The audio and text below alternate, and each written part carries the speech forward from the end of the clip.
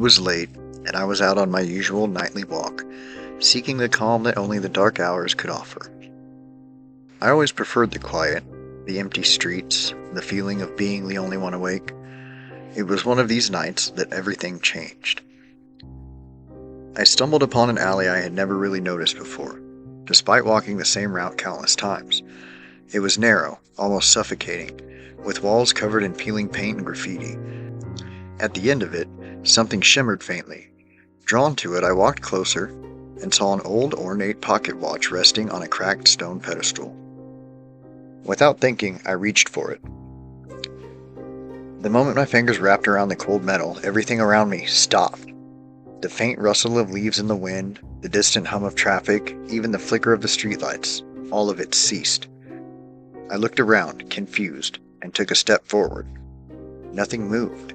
Time had stopped. I don't know how long I stood there, but the realization slowly dawned on me.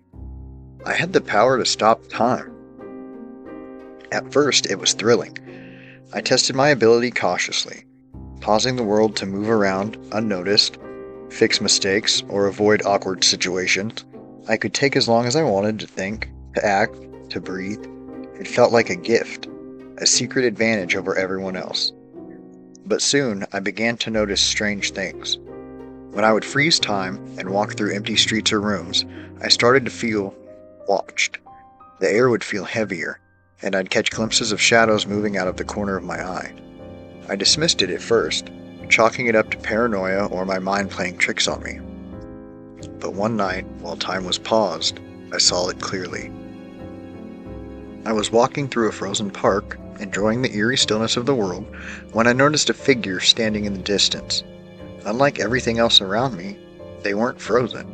They stood perfectly still, but their eyes, those dark, hollow eyes, were locked onto me. A cold fear gripped me as I realized I wasn't alone. I approached cautiously, heart pounding. The figure didn't move, but the closer I got, the more I felt a crushing weight in the air, like something ancient and malevolent was watching my every move. The figure was cloaked in shadow, its form barely distinguishable, but as I got closer, I could make out a twisted smile spreading across its face.